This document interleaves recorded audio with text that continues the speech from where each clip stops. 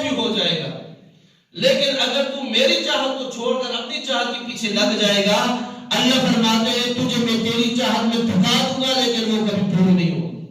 یہ بات پکی ہے، قرآن کا فیصلہ ہے، میں اپنے سے بات ہی نہیں کر رہا، یہ قرآن حدیث کی باتیں ہیں، اور یہ بات تو اٹل ہے کہ آسمان نیچے زمین اوپر جا سکتی ہے، لیکن قرآن حدیث کی بات جھوٹی نہیں ہو سکتی۔ اللہ کا حکم ہے، اس لیے میرے دوستو ہمیں غور و فکر کرنا چاہیے۔ تو میں بات اس پہ کر رہا تھا کہ شادی کا موقع ہوتا ہے تو دوست احباب کہتے ہیں یہ کام کرنا چاہیے، وہ کام کرنا چاہیے۔ آپ یقین جانیے میرے اپنے گھر کا واقعہ ہے، شادی سے ایک ہفتہ قبل ہمارے رشتہ دار آئے تو انہوں نے مجھے کہا، ایک اچھے بڑے ساتھی تھے، انہوں نے مجھے کہا کہ خیر کوئی بات نہیں، تھوڑا بہت اتنی سختی مولوی صاحب نہ کرو، شادی کا موقع ذرا خوشی کی بات ہے تو تھوڑا بہت کچھ نہ کچھ ہونا چاہیے، آپس میں جو عورتیں ہیں آپس میں گھر والی عورتیں ہوں گی، چلو آپس میں کچھ تھوڑا بہت کر لیں، کچھ ٹیپ لگانے کی کچھ تھوڑی بہت اجازت دے دیں۔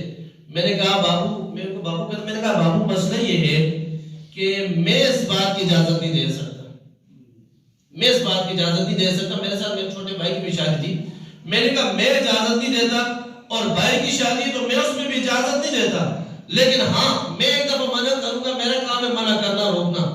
قرآن کہتا ہے، اللہ کا فرمان کہتا ہے، نبی کا فرمان کہتا ہے کہ ایک دفعہ برائی کو روکو، تمہارا کام ہے۔ برائی کو اگر ہاتھ سے روک سکتے ہو تو ہاتھ سے روکو، ہاتھ سے نہیں روک سکتے تو زبان سے روکو، زبان سے نہیں روک سکتے تو اس راستے کو چھوڑ دو، جگہ کو چھوڑ دو، یہ ایمان کا آخری درجہ ہے۔ تو میں نے کہا کہ میں اس بات کی اجازت نہیں دے سکتا۔ الحمدللہ اللہ کا شکر ہے کہ میں نے ثابت قدمی اختیار کی، میرے بھائی میرے ساتھ کھڑے رہے، تو الحمدللہ اللہ کے فضل و کرم سے کسی قسم کی کوئی رسم و رواج نہیں ہوئی۔ یہ جوڑے جاتے ہیں، یہ مہندی ہے، فلاں بہت ساری قسمیں ہیں، آپ بڑے حضرات جانتے ہیں، یہ رسم و رواج ہے۔ آج کل ہم نے نکاح کو بھی مشکل کر دیا ہے۔ آج میں تک عثمانی صاحب کا ایک بیان سن رہا تھا، وہ بھی کہہ رہے تھے کہ آج ہم نے نکاح کو بڑا مشکل کر دیا۔ کیوں کر دیا نکاح کو مشکل؟ نکاح فرمایا، جبکہ نبی کریم صلی اللہ علیہ وسلم فرماتے ہیں نکاح کو عام کرو، نکاح کو عام کرو، کیونکہ نکاح عام ہوگا زنا کم ہوگا۔ نکاح جتنے زیادہ ہوں گے زنا اتنا ہی کم ہوگا، نکاح جتنا کم ہوگا زنا اتنا زیادہ ہوگا۔ یہ بات دیکھ لیں، فرمایا کہ بچہ بالغ ہے، بچی بالغ ہے، کوشش کرو اس کے اتنے جلدی نکاح کر ڈالو۔ کیوں؟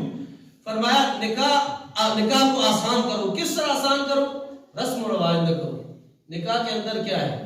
ایک نکاح ہے، ایک ولیمہ ہے۔ ولیمہ میں فرمایا کہ تمہاری طاقت ہے تو تم کر لو، طاقت نہیں ہے تو بس اپنے گھر والوں کو کھلا دو، وہی ولیمہ ہے۔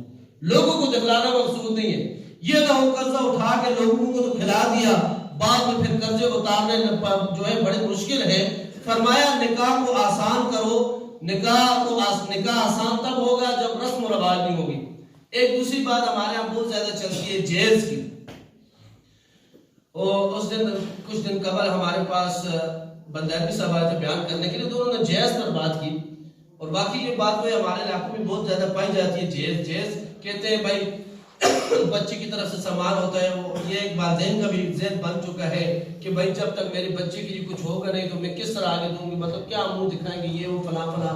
پھر جو ہے دلیل کیا دیتے ہیں کہ بھائی حضرت فاطمہ الزہرا رضی اللہ تعالیٰ عنہ کا آپ صلی اللہ علیہ وسلم نے جو رشتہ کیا تھا حضرت علی رضی اللہ تعالیٰ عنہ کے ساتھ، تو آپ نے جہیز دیا تھا۔ فرمایا یہ بات غلط ہے، وہ جہیز نہیں تھا جو آپ صلی اللہ علیہ وسلم نے حضرت علی رضی اللہ تعالیٰ عنہ کو دیا تھا، وہ مال تھا جو حضرت علی رضی اللہ تعالیٰ عنہ کا اپنا تھا۔ ان کے پاس ایک زرہ تھی، لمبا واقعہ اس میں تفصیل میں نہیں جاتا، زرہ تھی، انہوں نے بیچی حضرت عثمان رضی اللہ تعالیٰ عنہ کو، انہوں نے وہ درہم دیے، وہ انہوں نے آپ صلی اللہ علیہ وسلم کو دیے، انہی پیسوں سے جو دولہ تھا، حضرت علی رضی اللہ تعالیٰ عنہ دولے تھے، ان کے پیسوں سے وہ چیزیں خریدی گئی اور ان کو ساتھ دی گئی۔ تو یہ کس کا مال ہوا؟ دولی کی طرف سے ہوا نا، دلہن کی طرف سے تو نہیں ہوا، دولی کی طرف سے تھا نا۔ تو یہ فرمایا جائز نہیں ہے۔ آج کل ہم نے اس کو اس لیے بھی مشکل بنا دیا ہے کہ ہم کہتے ہیں مکان ہوگا، یہ ہوگا، فلاں چیزیں ہوں گی، یہ چیزیں ہوں گی، اور لوگوں کو رشتہ داروں کو کیا منہ دکھائیں گے، چچا ایسی باتیں کرے گا، ماما ایسی باتیں کرے گا، فلاں ایسی کرے گا۔ میں اکثر ایک بات کہا کرتا ہوں، میں نے اس دن رشتہ دار کو یہ بات کہی ہے، میں نے کہا آپ کو باتیں کرنے والے بہت ملیں گے، مطلب شادی کا موقع ہے تو آپ کو کہیں گے یہ کام بھی کرو، وہ کام بھی کرو، اس کی بھی بلاؤ، یہ بھی رسم ہونی چاہیے، فلاں رسم بھی ہونی چاہیے.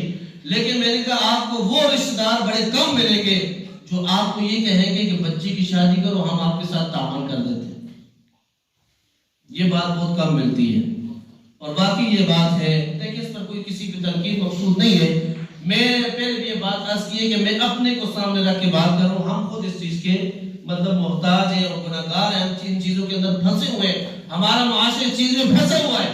لیکن یہ چیزیں کس طرح ختم ہوگی؟ یہ اس وقت ختم ہوگی کہ جب میرے گھر کے اندر خوشی کا موقع آئے گا، جب میرے گھر کے اندر غمی کا موقع آئے گا، جب میں خود رسم و رواج کو توڑوں گا، جب میں خود بدعات سے بچوں گا، جب میں خود اللہ تعالیٰ کے احکام و نبی کریم صلی اللہ علیہ وسلم کے طریقوں کو اپنے گھر کے اندر لاؤں گا، تو پھر دوسروں کو کہنا بھی آسان ہو جائے گا. لیکن میں خود ہی اگر نہیں کرتا، میرے گھر کے اندر خوشی آئی تو میں خود اس چیز پہ عمل نہیں کرتا میرے دوستوں، پھر دوسروں کو کہنا بھی مشکل ہو جائے گا.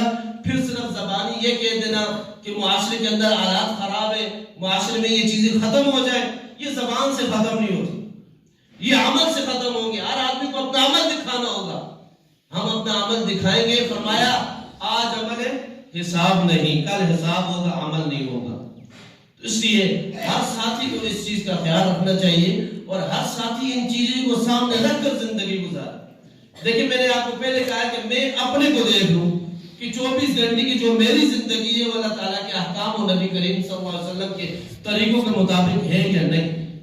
اس لیے میرے دوستوں، شادی کا موقع ہو، نکاح کا اس کا غمی کا موقع ہو، خوشی کا کوئی بھی موقع ہے، ختم قرآن ہے یا اس کے علاوہ کوئی اور موقع ہے خوشی کا،